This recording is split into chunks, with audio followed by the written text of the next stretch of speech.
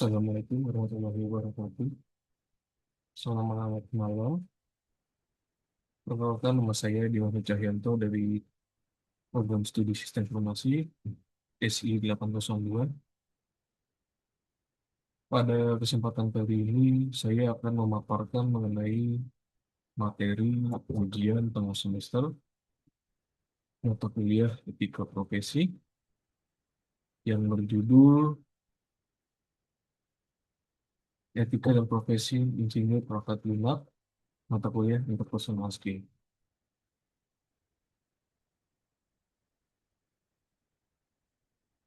Nah, pada presentasi kali ini saya akan memaparkan tiga aspek utama yang diantaranya adalah risiko dan etik, kemudian ada penjelasan mengenai penerapan sistem profesional, dan juga pelanggaran dan juga dampak dari profesi software engineer.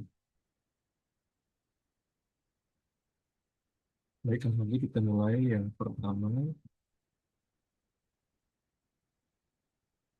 Pada era digital kali ini ya, saat ini hampir ya seluruh aktivitas manusia bergantung kepada teknologi informasi, mulai dari komunikasi, pendidikan, kesehatan, transportasi, hingga layanan pemerintahan.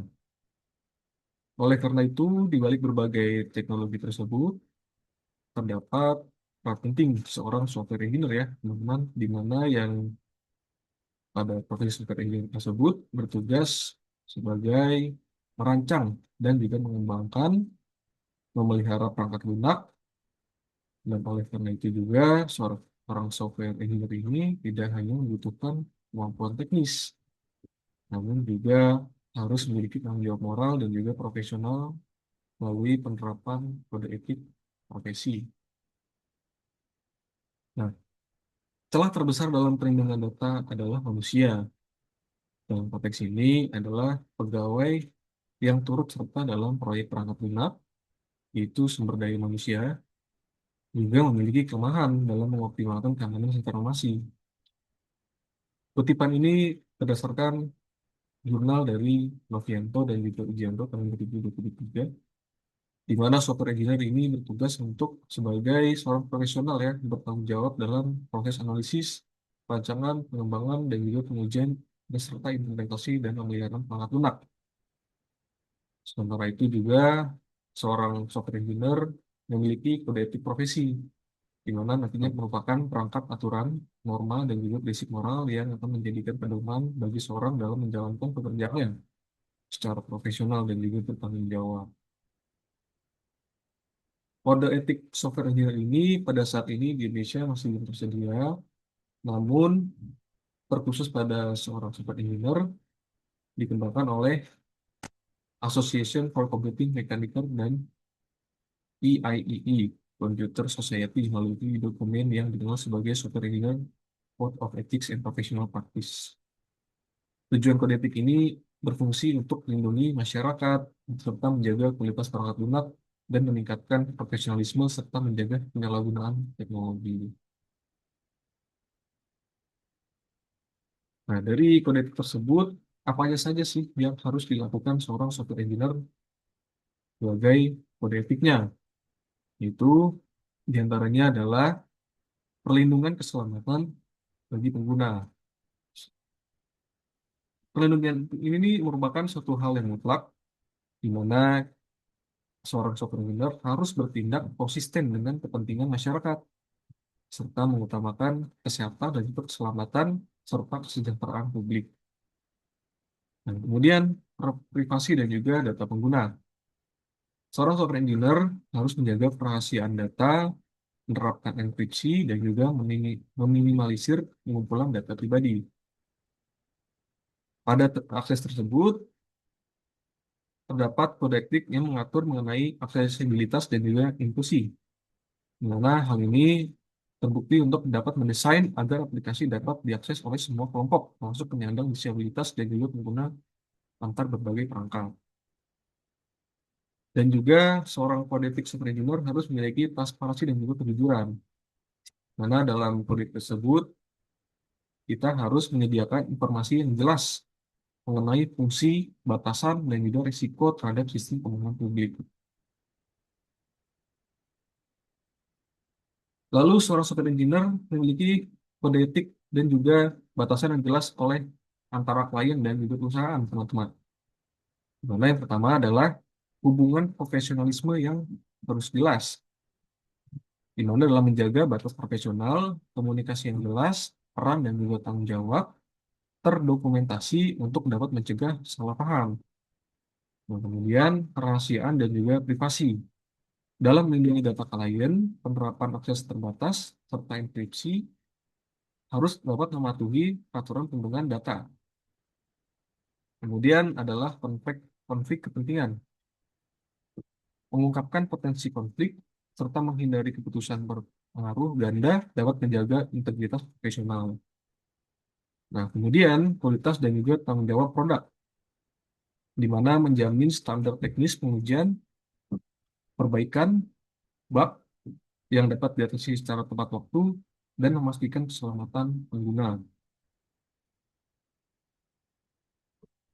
Kemudian pada software engineer, hal-hal yang harus diperhatikan adalah sebuah produk yang aman dan juga berkualitas.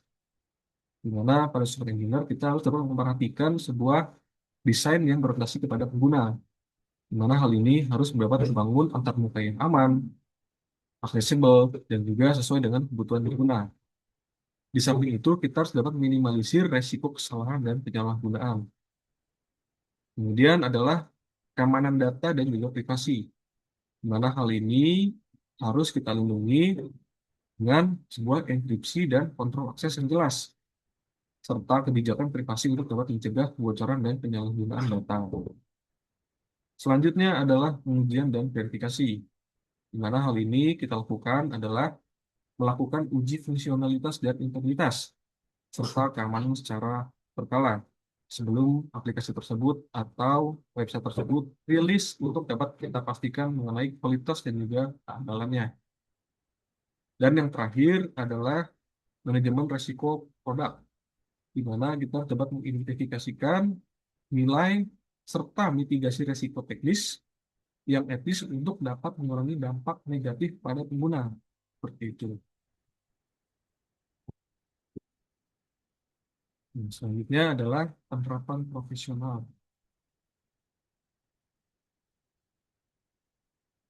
Pada hal ini, terdapat 4 kategori yang harus kita perhatikan, di mana diantaranya adalah definisi teknis yang etis, di mana kita dapat menjelaskan keputusan teknis yang mempertimbangkan nilai moral, hukum, dan juga dampak sosial dalam rekayasa perangkat lunak. Kemudian adalah kepentingan publik adalah sebuah prioritas, dengan menempatkan keselamatan dan privasi serta memanfaatkan produk publik di atas adalah keuntungan komersial. Karena apabila kita tidak mementingkan suatu keamanan publik di atas produk komersial, maka keselamatan bagi pengguna adalah suatu jaminan ya. Serta setiap keputusan ini ada di dalam tanggung jawab pengembang. Dan kemudian adalah keamanan dan juga keselamatan pengguna dengan minimalisir sebuah resiko cedera. Dengan arti cedera di sini adalah resiko oleh pengumpulan data, kemudian pencurian, serta sabotase oleh seorang tidak bertanggung jawab. Ini dapat mencegah suatu kerugian finansial ataupun gangguan layanan melalui desain dan juga pengamanan yang tepat. Selanjutnya adalah privasi dan perlindungan data. Dengan melindungi data, penggunaan dan data dengan enkripsi, serta minimalisir data, serta kepatuhan terhadap regulasi privasi.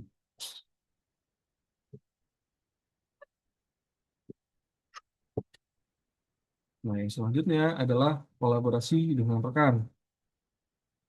Hal-hal yang harus kita perhatikan dengan kolaborasi dengan rekan, di antaranya adalah kita harus menjalin komunikasi yang terbuka dan juga jelas.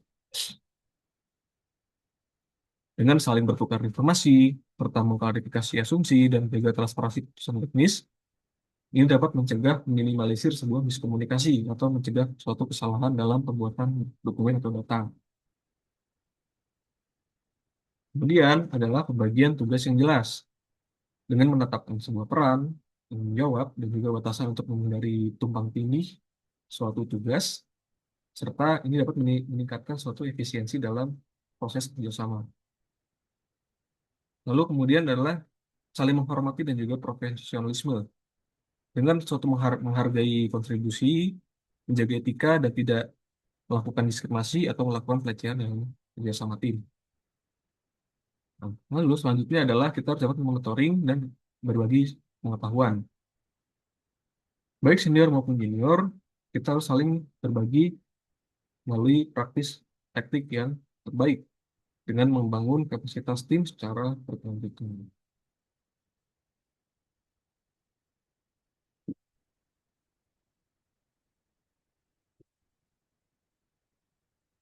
Nah, selanjutnya adalah pengembangan diri yang berkelanjutan. Bagi seorang software engineer, kita harus dapat melakukan pembelajaran sepanjang waktu, di mana dalam proses belajar ini dan selalu mengupdate untuk peraturan atau regulasi terbaru dengan metodologi dan juga praktik-praktik terbaik untuk dapat menjaga potensi profesionalisme. Dan kemudian adalah melakukan sertifikasi dan juga pelatihan dengan mengikuti kursus resmi atau sertifikasi untuk dapat memvalidasi keahlian serta memperkuat kredibilitas suatu profesionalisme. Kemudian adalah mengikuti komunitas yang teknis dengan berpartisipasi di suatu konferensi, suatu meet up, dan juga forum untuk dapat saling berbagi informasi serta sharing pengetahuan dalam melakukan jaringan profesional. Dan lalu selanjutnya adalah kita harus melakukan monitoring dan juga kolaborasi dengan memberi atau memberi bimbingan untuk meningkatkan keterampilan. Ini akan dapat memperkuat etika dalam bekerja. Nah, pada era transformasi digital seperti ini, seorang software engineer digunakan hampir di semua bidang kehidupan ya. Kesalahan kecil dalam pengembangan sistem ini dapat berdampak besar terhadap banyak orang. Sebagai contoh, teman-teman, suatu kegagalan sistem perbankan ini dapat menghambat suatu transaksi keuangan. Sedangkan kebocoran dan data kesehatan dapat mengancam privasi data pasien. Nah, oleh karena itu, kode etik ini dapat menjadi suatu pedoman agar seorang software engineer selalu mengutamakan keamanan, kualitas, dan juga transparansi demi tanggung jawab terhadap pekerjaannya. Dengan mematuhi kode etik tersebut dan menyerap dalam suatu diri seorang software engineer, teknologi ini dapat memberikan manfaat yang lebih besar nantinya kepada masyarakat, serta mendukung perkembangan dunia digital yang aman dan juga berkelanjutan.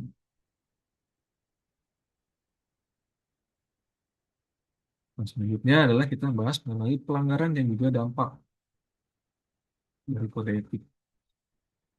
Di mana pelanggaran dan dampak ini kita harus, walaupun kode etik telah ditetapkan, masih ya terdapat berbagai pelanggaran yang sering terjadi dalam dunia teknologi informasi, teman-teman. Dan contoh, apabila seorang software engineer membocorkan dan juga memberitahu suatu privasi data pengguna tanpa izin, maka kemudian melakukan suatu plagiarisme dan menyebarkan malware dan juga virus kepada komputer menggunakan perangkat lunak yang bajakan dan juga mengabaikan transfer informasi demi menghemat biaya ataupun percepat penyelesaian proyek, pelanggaran tersebut ini dapat menyebabkan kerugian finansial. Tidak hanya finansial, namun juga kebocoran data pribadi, hilangnya kepercayaan masyarakat, serta bahkan menimbulkan konsekuensi hukum bagi seorang individu maupun perusahaan. Nah, oleh karena itu, dalam hal ini, kita harus dapat mengutamakan keuntungan sendiri, sehingga membahayakan keselamatan atau privasi pengguna.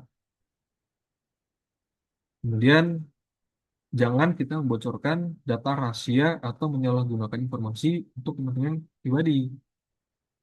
Kemudian, yang selanjutnya adalah kita harus melepaskan produk yang cacat, walaupun kerja keras kita tertuang dalam proyek tersebut, tapi apabila produk tersebut memiliki suatu kegagalan atau kecacatan, kita harus melakukan suatu pengujian ya untuk dapat memadai karena hal ini dapat menyebabkan kerusakan dan kerugian bagi pengguna.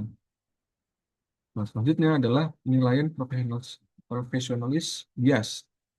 Karena apabila ini diabaikan standar teknis ataupun kita memaksakan, maka hal ini akan menjadi tidak tepat karena melakukan atas dasar preferensi pribadi. Nah, selanjutnya adalah resiko apa saja yang terjadi pada pengguna, yaitu adalah kebocoran data pribadi, kemudian kerugian finansial secara langsung, bahaya keselamatan fisik, dan diskriminasi, dan juga bias oleh algoritma. Karena ya, dari keempat hal tersebut, pengguna yang terekspos akibat praktik keamanan lemah atau penyimpanan data yang tidak terenkripsi akan menimbulkan pencurian suatu identitas. Kemudian juga transaksi yang salah ataupun kebocoran informasi pembayaran ini dapat menyebabkan kehilangan uang atau penipuan finansial terhadap pengguna. Nah, lalu, bahaya bagi keselamatan fisik, sistem kontrol kritis apabila tidak dienkripsi dengan baik, maka fungsi tersebut dapat membahayakan keselamatan pengguna dan publik karena data tersebut dapat diakses oleh banyak orang, sehingga nantinya akan menyebabkan resiko keselamatan kepada orang pengguna. Nah, lalu adalah diskriminasi dan juga bias algoritma. Karena algoritma ini dapat menyebabkan perlakuan yang tidak adil berdasarkan gender, ras, dan juga status sosial bagi pengguna. Ya, sanksi profesional bagi seorang software engineer yang melanggar adalah yang pertama adalah jenis sanksi administratif seperti teguran, skorsing, pencabutan akses, lisensi, ataupun pemutusan kontrak akibat pelanggaran suatu etika profesi software engineer. Kemudian sanksi internal dari perusahaan seperti sanksi dari HR yang dapat memberikan peringatan, denda internal, ataupun pemecatan sesuai dengan kebijakan perusahaan yang berlaku. Lalu adalah sanksi asosiasi profesi, bisa dengan mencabut sertifikasi, jaringan praktik, ataupun catatan pelanggaran pada badan profesi terkait. Kemudian ini adalah yang paling berat, yaitu adalah sanksi hukum atau pidana. Tuntutan tersebut berupa tuntutan perdata apabila pelanggaran tersebut menyebabkan kerugian finansial dan juga pelanggaran hukum. Dan sebagai kesimpulan, kode etik software engineer ini merupakan pedoman moral yang profesional ya, yang diatur melakukan melalui perilaku pengembangan perangkat lunak dalam menjalankan pekerjaannya. Kode etik ini juga terdiri dari 8 prinsip utama, yaitu kepentingan publik, kemudian pelayanan perusahaan, kualitas produk, penilaian profesional, manajemen profesi, serta rekan kerja dan pengembangan diri. Penerapan kode etik ini berperan penting ya untuk dapat menghasilkan perangkat lunak yang berkualitas, aman, dan terpercaya, serta dapat memberikan informasi yang bermanfaat bagi masyarakat luas. Demikian presentasi saya pada kesempatan kali ini. Kurang lebihnya mohon maaf. Saya tutup. Wabillahi taufiq wal hidayah. Wassalamualaikum warahmatullahi wabarakatuh. Selamat siang.